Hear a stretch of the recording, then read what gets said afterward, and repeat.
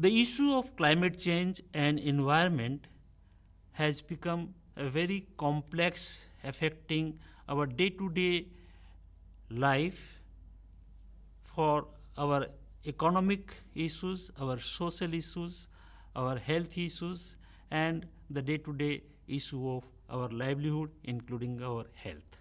So therefore, let us understand the various issues which we would like to discuss today in our talk.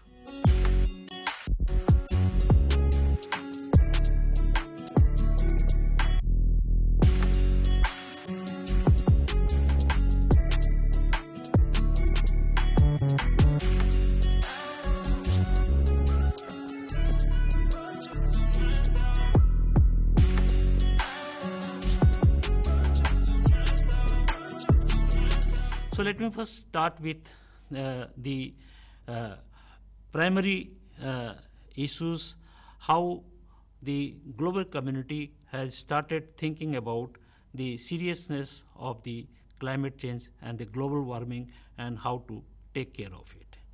Now, the first very conference on this was the Earth Summit, which was held for the first time in Stockholm in 1972, where our then Prime Minister, Madam Indira Gandhi, had participated.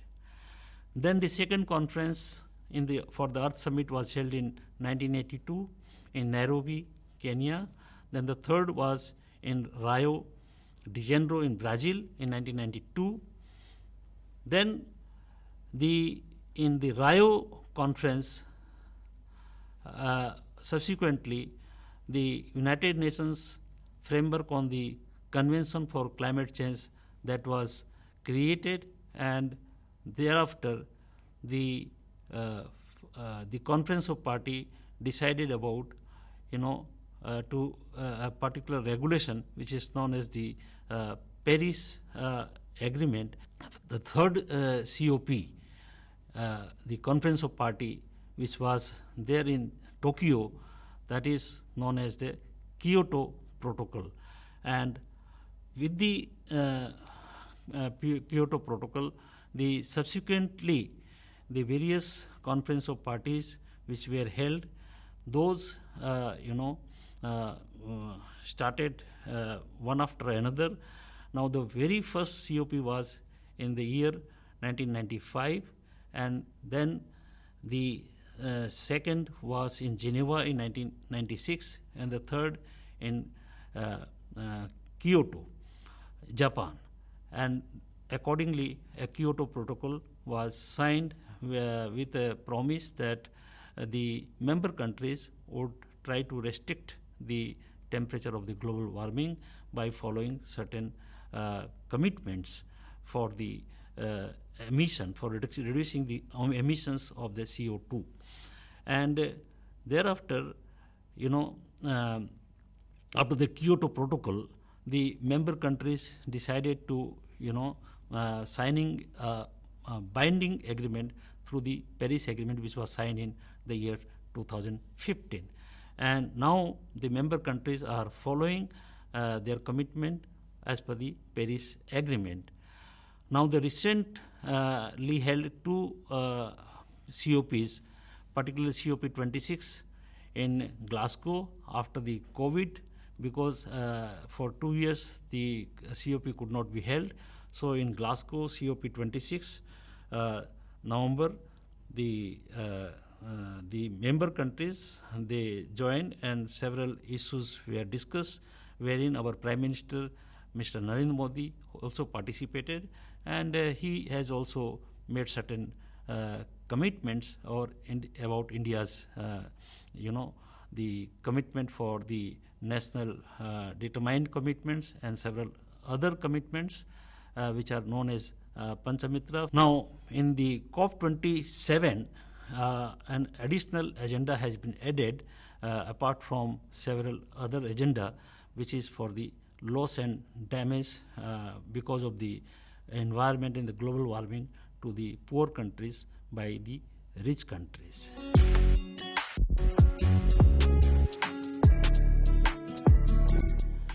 Now, our Prime Minister, Mr. Narendra Modi, he made his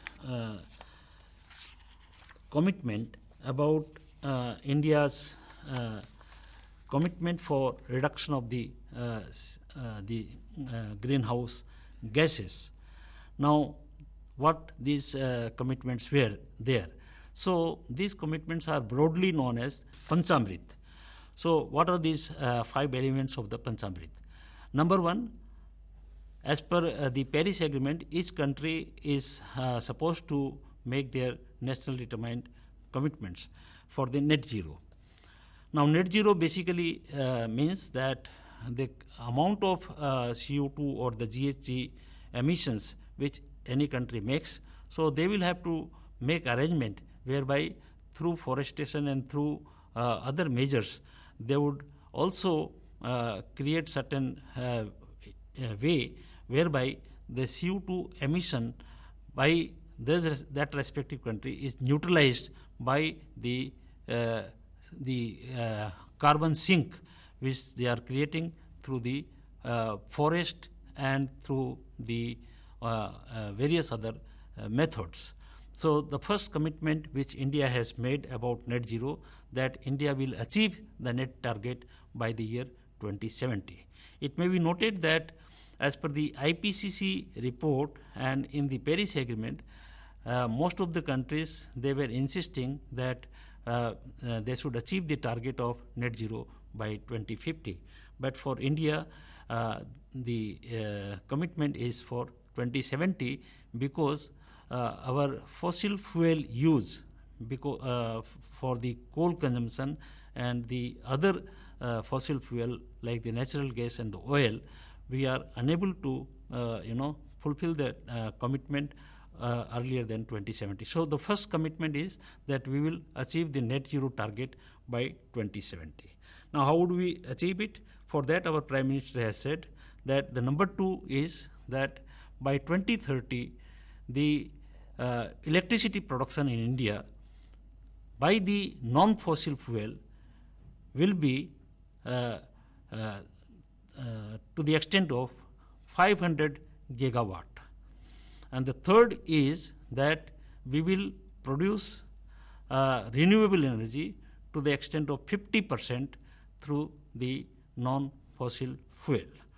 And the fourth is that the intensity of the CO2 emission in our GDP will be restricted to 45%. And the fifth commitment is that our CO2 or the GHG gas emission will be limited to 1 billion ton by the year 2030. So, these are the 5 commitments which India government has made, and apart from this, our Prime Minister has also spoken about when we talk about the sustainable development goal in the context of maintaining the CO2 or the GHG gas for a sustainable society. So, there it has been said by our Prime Minister that in order to achieve the sustainable development goal, we not only need to reduce the fossil fuel consumption, but we should also look into our lifestyle, because if we do more and more consumption, which leads to more and more waste, so therefore we have to lead a life which is more friendly to the environment. So, he has coined the word LIFE, that is life for environment. We have to follow a lifestyle which is more environmental friendly. So, this is how our Prime Minister has spoken about the commitments. So, basically what is happening because of the GHG greenhouse gases, it is causing the glaciers at the mountain melting, and with the melting of the glaciers, the sea level is rising, and with the sea level rising, there are dangers to the countries near the coastal areas, and it is predicted by the IPCC report that in very near future it will be very difficult for the people living near the coastal areas, and already we have been seeing that many people living in the near the coastal regions are becoming climate refugees. And the impact of the climate is not only limited to the coastal areas, it is affecting the temperature and the weather conditions, whereby sometime there is some drought, sometime there is flood, sometime it is causing lot of heat waves, sometimes it is wildfire, and thus it is impacting the agricultural production and day-to-day life of the people around the earth.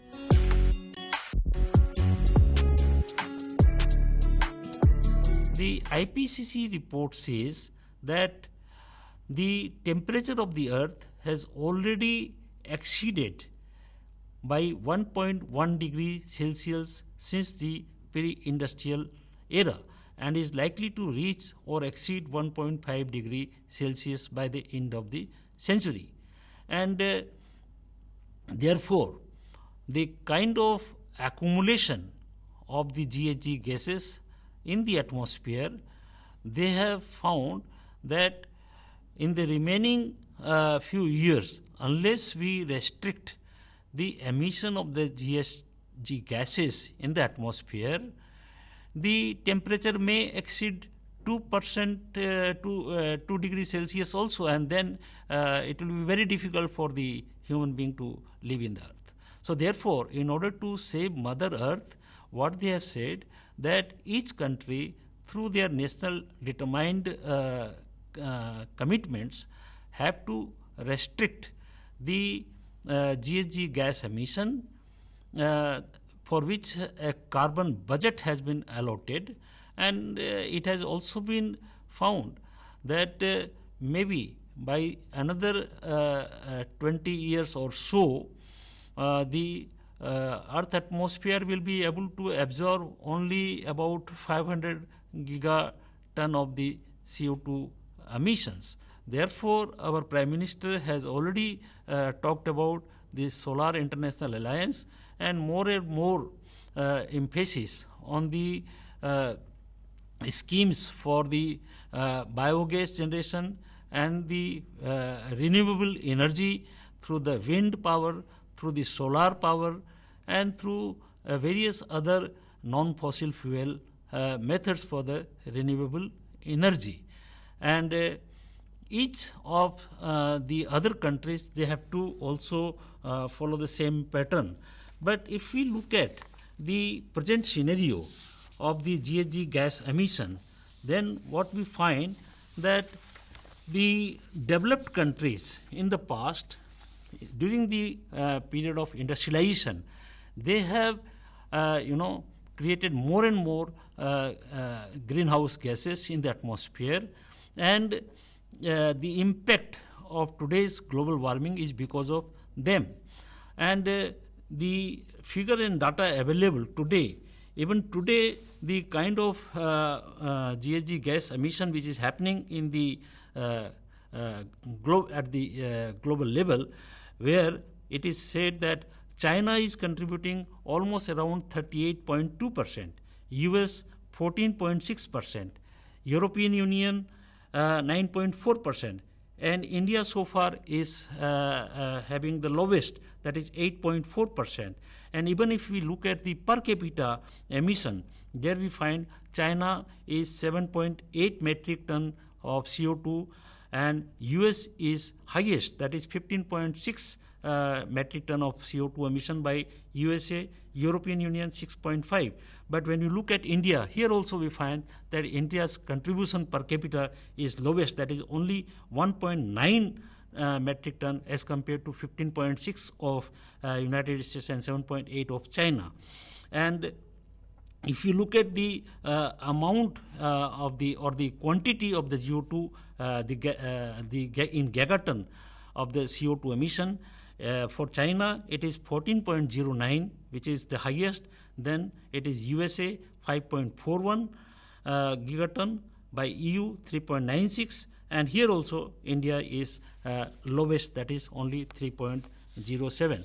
But nevertheless, India, despite there being the lower percentage of emission by India as compared to many other countries, but India is very, very concerned about the sustainable development goal and for reduction of the reduction of the fossil fuel consumption, and to make their commitment of net zero by 2070. But there are certain NGOs which are not only saying about net zero, they are saying that we must achieve the real zero target, that is no CO2 emission, which I think may not be possible. But if we look at the IPCC report findings, it says that the GHG gas emission and the present global warming condition is mainly because of the human induced efforts, although there are some differences amongst the scientists. Some scientists believe that it is not only because of the human activities, but also because of the very nature, and that is known as the thermodynamics.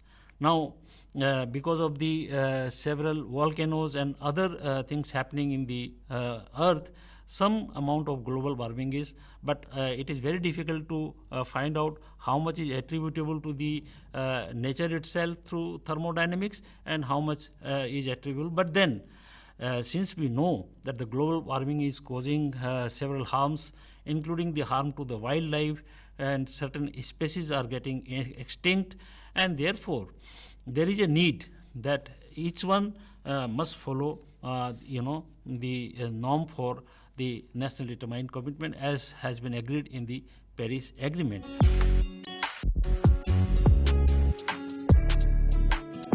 The greenhouse consists of several types of gases, including carbon dioxide. So, but the percentage of the carbon dioxide in the component of the greenhouse gas is highest, that is 74%. The next is methane gases, which is 17.3%, nitrous oxide N2O, that is 6.2%, and other gases consisting of fluorinated gases, namely HFCs, CFCs, and SF6 are only 2.1%. So the CO2 emission percentage is very high. The methane gases, though in percentage term it is 17.3%, but its intensity as compared to CO2 is very high.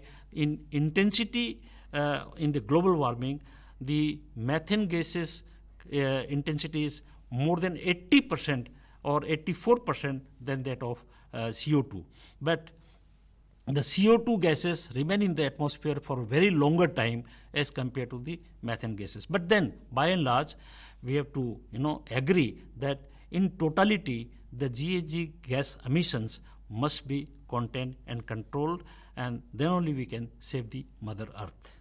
IPCC, Intergovernmental Panel on Climate Change, that has different findings about the global warming which needs to be controlled.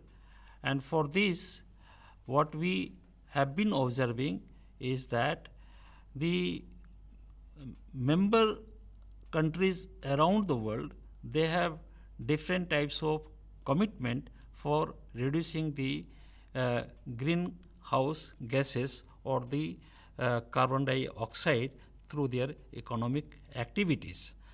Now, as I said, that the member countries have signed a Paris Agreement in the year 2015.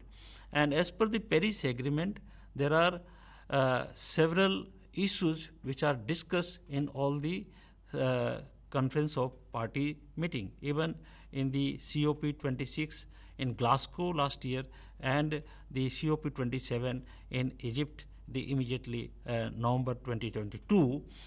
There are four different areas where the member countries have to follow the principles of the Paris Agreement. Now, number one is mitigation. Mitigation is the commitment whereby you have to invest in new technology whereby you produce more and more energy through the non-fossil fuel. The second is adaptation. Adaptation is whatever harm has been caused or is being caused due to the global warming or because of the existing greenhouse gases. So the kind of damages which has already been happening to the coastal areas or to the drought or because of that the problem of the carbon refugees. So you have to rebuild for rehabilitation and other things. So that is the adaptation. And the third is that in order to meet the cost of the mitigation and adaptation, the developed countries which were hitherto responsible for creating so much of the GHG gases in the atmosphere, now they had agreed in the Paris Agreement that every year they will provide a help of $100 billion, and that commitment was made in the year 2009, known as the climate finance. But they have been failing in making this contribution to the developing countries, and that is why the developing countries are unable to meet the target of the mitigation and the adaptation. So this time, certain countries which were, feeling the pains of the climate change, they have asked for the loss and damages which have already been caused to them. So apart from the climate finance, the direct financing has to be done to them. Now, let me just brief about one more aspect of the Paris Agreement and the agenda for the Conference of Parties. That is that whatever carbon budget has been fixed, so if a country is unable to meet that target, so they have to follow the principles of the carbon credit. Now if a particular country is doing more emission and some other country is doing less emission, so there is a concept of carbon credit, and this carbon credit can be sold in the market. There are exchanges for the carbon credit where the carbon credit can be sold and be purchased. Now finally, what I would say is that